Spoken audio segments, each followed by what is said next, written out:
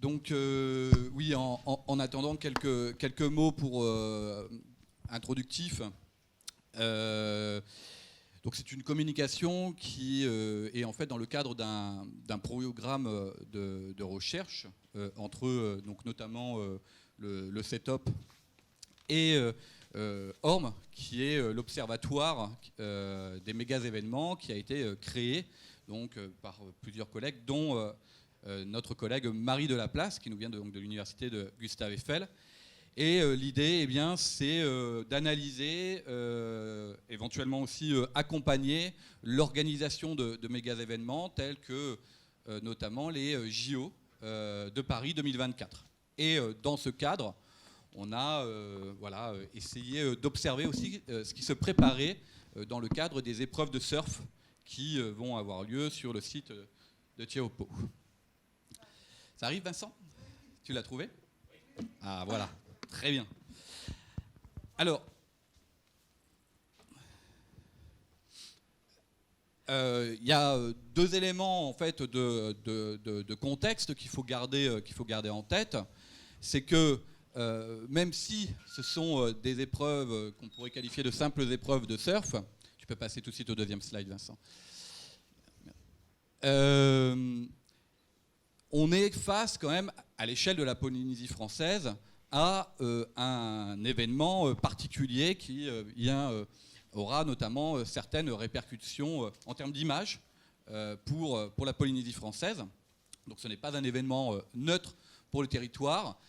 Et puis, à côté, il y a un contexte plus global sur la question de la protection des océans face, je vais vous expliquer un tout petit peu après, mais on a déjà évoqué ce terme-là, face à ce qu'on appelle la tragédie des communs. Donc avec, selon nous, trois enjeux qui apparaissent. Tout d'abord, concilier cet événement, mais aussi, d'une manière générale, plusieurs événements sportifs. Est-ce que tu peux... Voilà. En milieu naturel et... merci, c'est gentil. Et préserver les ressources marines. Identifier de potentiels conflits d'usage de la ressource maritime. Et puis, quelles possibilités de pistes de gouvernance dans le cadre de la réalisation de ces épreuves. Alors, qu'est-ce qu'un bien commun ?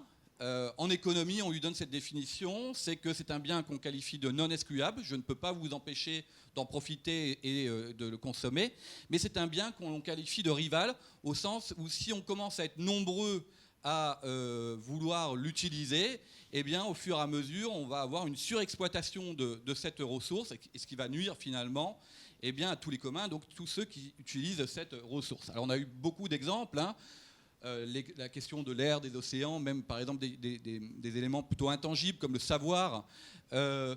Mais l'exemple qu'on utilise beaucoup en pédagogie et en économie, c'est la question des pâturages, notamment durant le Moyen-Âge en Angleterre, où les bergers avec leurs moutons étaient tellement nombreux à utiliser certains pâturages que, à la fin, il n'y avait plus d'herbe et donc que ce pâturage n'était plus utilisable.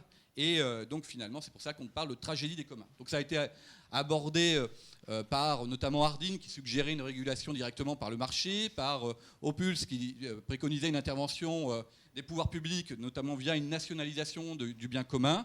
Et puis, on va dire l'approche la plus populaire et la plus moderne, c'est celle d'Ostrom, prix Nobel d'économie, qui est une gouvernance locale et décentralisée, donc directement par les communs, pardon. Et on peut se poser la question, qu'est-ce que cette ressource commune, notamment du site de Théopo, ça va provoquer si on décide finalement de la privatiser, même si on la privatise temporairement dans le cadre donc, de cet événement. Alors, je vais aller très vite, mais aussi, donc on en a parlé très bien déjà hier, et puis juste avant nous, de manière bien meilleure, mais dans le cadre de la gouvernance polynésienne, on peut faire un rapprochement avec le Raoui. Marie, je vais te laisser. Ok, donc moi j'interviens sur ces épreuves de surf qui utilisent la mer évidemment, qui est donc ici la ressource.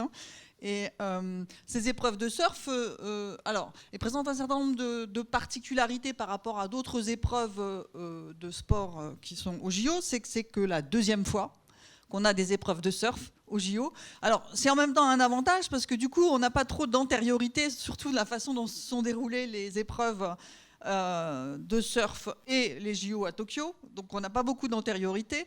Donc ça permet aussi en termes d'organisation sans doute une certaine forme de flexibilité qui, je pense, dans le contexte polynésien, est particulièrement intéressante. Alors les épreuves de surf, donc c'est un sport additionnel en pleine nature. Le surf étant caractéristique aussi de la Polynésie. Il est né en Polynésie, si j'ai bien compris, même s'il y a des débats avec Hawaï. Je crois qu'il y a une antériorité polynésienne, mais c'est une épreuve de surf quand même qui va questionner un certain nombre d'enjeux de durabilité de l'organisation des épreuves. Vous savez que Paris 2024 a mis en avant la question de la durabilité dans son dossier de candidature. Hein. Et on peut s'interroger sur cette question de la durabilité avec des épreuves de surf qui sont quand même localisées à 15 000 km du village olympique, qui lui est localisé en Seine-Saint-Denis, donc c'est-à-dire le département 9-3 comme on dit, qui est juste au nord de Paris. Alors, les épreuves des Jeux Olympiques, qu'est-ce que c'est ? Finalement, du surf en tout cas, c'est finalement assez petit, parce que c'est 48 athlètes sur 4 jours de compétition. Alors 4 jours de compétition si la vague est au rendez-vous. Mais la vague est incertaine et la vague, elle fait un petit peu ce qu'elle veut. Et donc il y a une waiting period, comme on dit, qui fait que finalement ces 4 jours peuvent durer un peu plus longtemps.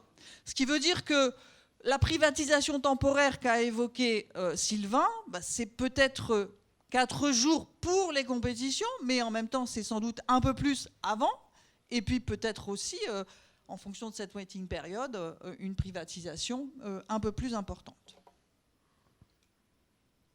Alors, on a peu de connaissances sur les épreuves de surf aux Jeux Olympiques, puisque les seules épreuves de surf qui se sont déroulées jusqu'alors, ce sont celles de Tokyo 2020. Donc vous avez ici juste une photo de Tsurikazaki Surfing Beach, où ont eu lieu les épreuves de surf de Tokyo 2020, en fait en 2021, puisque ça a été reporté.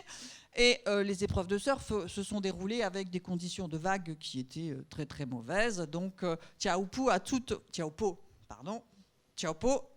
toutes les chances de présenter en 2024 des conditions beaucoup plus importantes, bien meilleures. Et c'est une des raisons pour lesquelles Taupo a été choisi. Alors, tout simplement, pourquoi Tokyo ? Pour vous montrer quand même l'importance des équipements qui sont nécessaires pour pouvoir réaliser ces Jeux Olympiques.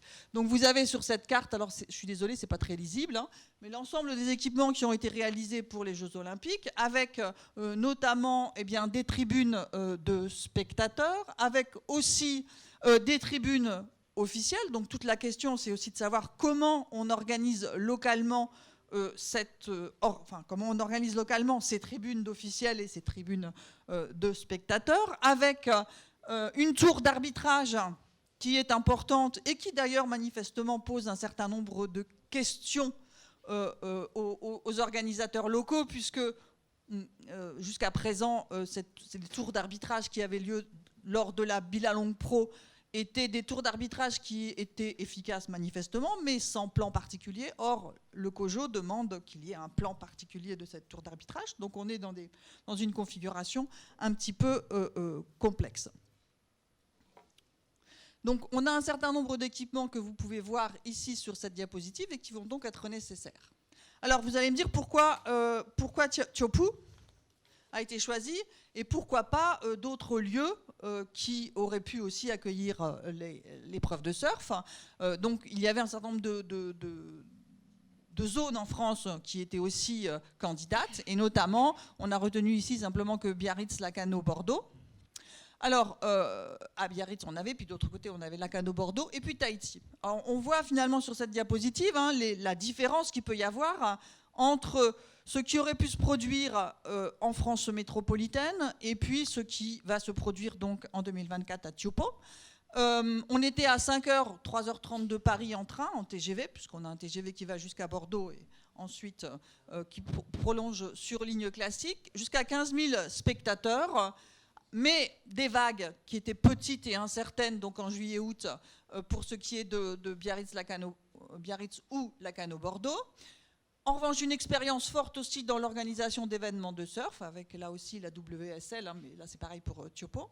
Et puis des interventions en termes d'aménagement relativement peu importantes, parce que on a une maîtrise depuis un certain nombre d'années de l'organisation de ce type d'épreuves. Et pour avoir discuté tout à l'heure au téléphone avec quelqu'un du comité du tourisme de Tayarapu Ouest, qui me disait, qui revenait de Hossegor, qui me disait, ils sont très organisés. Donc, ce qui montrait bien qu'il y a un petit écart entre ce qui est fait en France métropolitaine pour l'organisation des épreuves de surf et puis la façon dont ça se passe ici. Alors, des hébergements existants aussi très importants, alors qu'ici, on y reviendra, Sylvain y reviendra, il y a très très peu d'hébergements sur Tiopo. Alors, à Tahiti, on est à plus de 20 heures d'avion de Paris, je les ai mesurés, la fatigue. On attend 1500 spectateurs, et pour avoir discuté ici avec des personnes qui participent à l'organisation, ils disent que ça serait bien si on avait moins, parce qu'on aurait moins de problèmes de transport, et donc sans doute moins de spectateurs directement sur le site, mais en revanche des spectateurs dans les fan zones, hein, dans les sites qu'on appelle les sites de célébration. En revanche, Tiopu, on a une vague mythique. Pour y être allé dimanche, alors elle avait commencé un petit peu à baisser, mais elle est vraiment effectivement magnifique. Et elle est garantie en juillet et en août. Et puis, je crois que ce qui est quand même le plus important, le choix de Tiopo, c'est que d'un point de vue politique, c'était aussi très symbolique et particulièrement important. Alors, il semblerait, mais ça on n'a pas pu confirmer, donc je vais dire ça très rapidement, il semblerait que le Premier ministre Jean Castex, qui était à l'époque DIJOP, c'est-à-dire représentant délégué interministériel aux Jeux Olympiques, soit à l'origine, en tout cas, et poussé vraiment pour que Tiopu obtienne l'organisation des Jeux.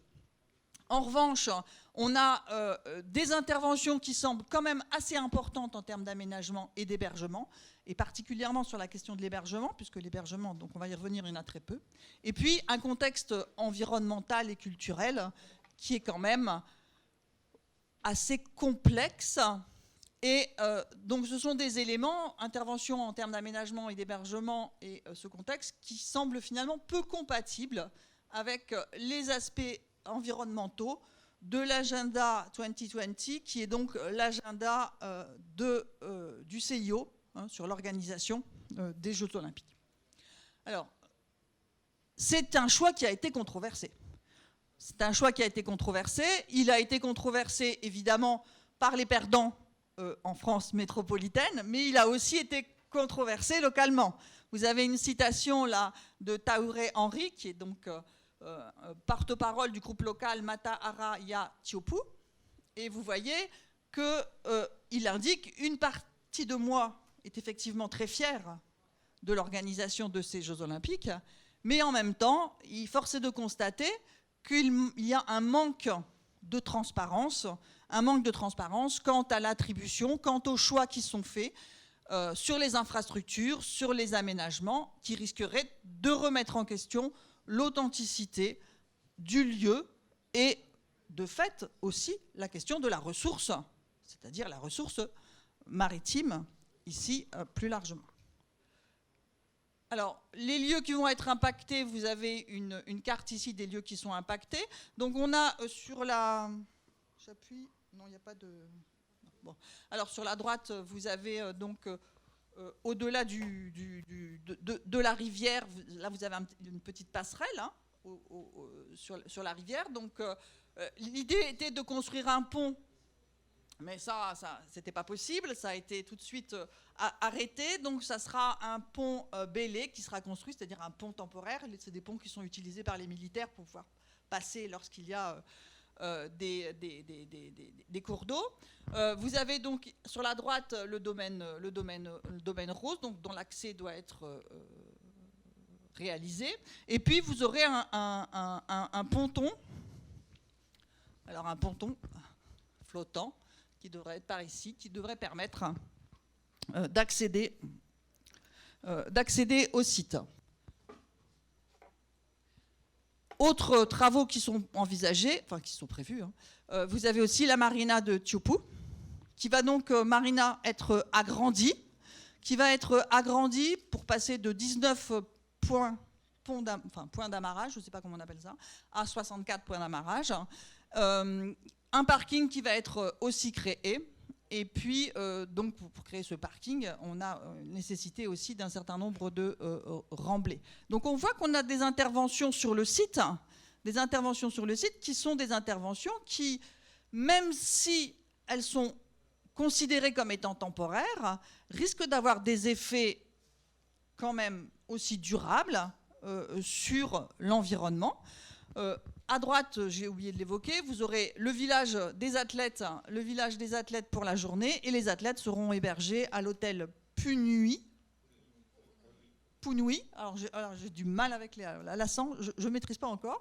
Donc avec cet hôtel, les athlètes seront hébergés là pour la nuit, et puis les surfeurs étant un monde manifestement particulier, un certain nombre seront hébergés là où ils ont l'habitude d'être hébergés, à savoir dans les pensions de famille, ou alors pour d'autres aussi dans des hôtels habituels qu'ils ont à Tahiti. Alors, bon, je passe là-dessus. En fait, on voit clairement quand même qu'il y a un certain nombre d'éléments qui sont d'ailleurs évoqués dans le cadre d'autres Jeux olympiques, qui conduisent finalement à une possible destruction de ressources naturelles, peut-être pas, mais en tout cas une possible altération des ressources naturelles associées aux Jeux olympiques. Et ça avait été évoqué notamment par Chen Etienne, qui avait travaillé sur Beijing 2008. Une privatisation d'une partie du littoral, donc un bien commun qui finit par générer des conflits potentiels. Et pour être tout à fait honnête, pour être allé sur place, les échos que j'ai pu avoir des habitants me semblent complètement contradictoires avec d'autres échos que l'on a pu avoir, notamment hier, avec le ministre de la Culture qui avait été en charge auparavant du dossier Tiopo. Et donc on est dans une situation qui est une situation un peu particulière, où on a des points de vue qui sont des points de vue très contradictoires sur une épreuve qui va se dérouler dans 2 ans, mais pour lesquelles, pour l'instant, pas grand-chose, force de constater, pas grand-chose n'a été, n'est visible. On ne voit rien, ou pratiquement rien sur le site, à part une affiche avec l'enquête publique, qui était donc disponible à la mairie du 1er avril, je ne sais pas si c'était un poisson, mais du 1er avril au 2 mai. À part ça, on ne voit rien du tout, il n'y a absolument rien qui a commencé. Et on a un certain nombre d'éléments donc, qui seront précisés dans les prochains mois. Une conséquence de l'organisation des Jeux olympiques, c'est quand même la question de la modification de la gouvernance locale. On a une gouvernance locale qui manifestement était effective et qui arrivait à gérer localement, par interaction entre des acteurs qui se connaissent, la Bilalong Pro. Hein, donc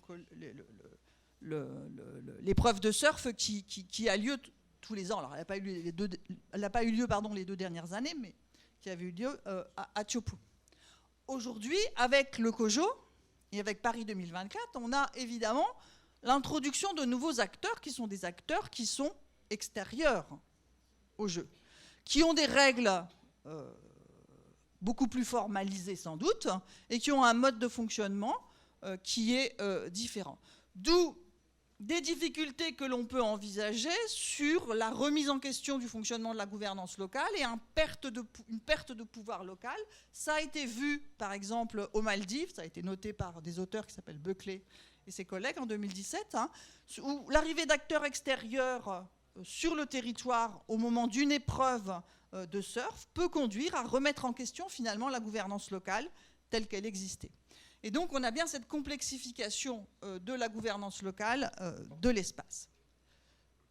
Des possibles effets en termes de tourisme, et je vais terminer là-dessus, Alors, il y a une littérature extrêmement abondante sur les Jeux Olympiques et le tourisme, sur les interactions entre Jeux Olympiques et tourisme. Ici, on est dans une configuration quand même extrêmement particulière, puisque les épreuves de surf, c'est des petites épreuves par rapport aux Jeux Olympiques dans leur globalité. Autant on a toute une littérature sur ce qu'on appelle l'effet d'éviction, qui conduit en fait à ce qu'un certain nombre de touristes habituels qui venaient dans les sites des Jeux Olympiques ne soient pas présents au moment des Jeux Olympiques. Ici, on peut se poser éventuellement la question de cet effet d'éviction simplement par rapport aux hébergements qui sont extrêmement limités, mais Sylvain en reparlera.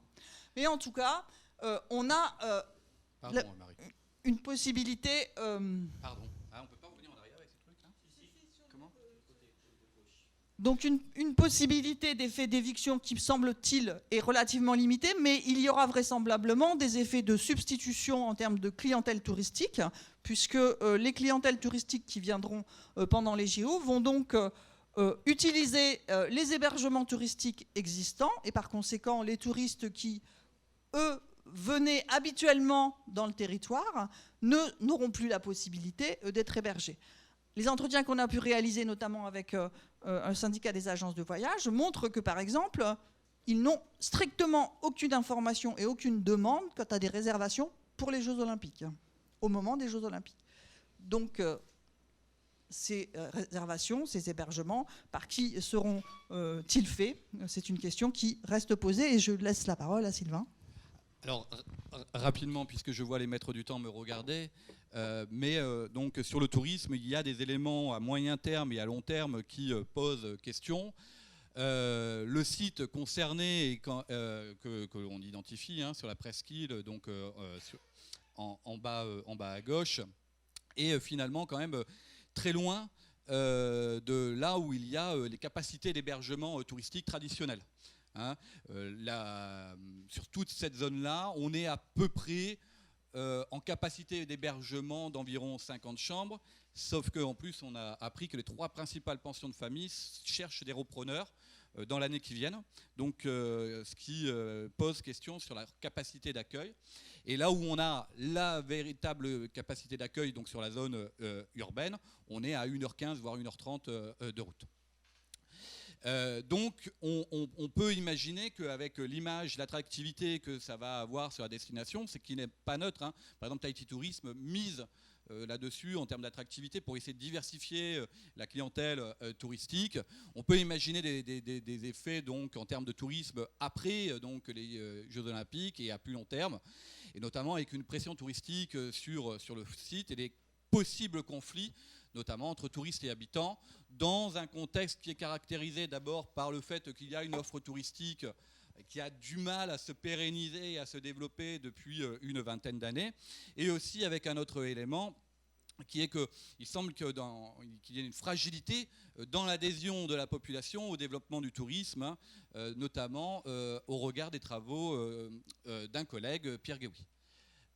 Donc, en conclusion, on peut identifier que l'organisation de ces épreuves de surf, donc dans le cadre des Jeux Olympiques, eh bien, ça provoque des nécessités diverses. D'abord, d'intégrer les dimensions politiques et culturelles, associées donc à la question aussi de la ressource locale et notamment du lagon, de la mer et de ses symboles. D'élargir eh bien, les parties prenantes au-delà des sphères habituelles du CIO et donc des Jeux Olympiques, et finalement peut-être d'ouvrir à de nouveaux acteurs. Voilà, je vais m'arrêter là et je vous remercie pour votre attention.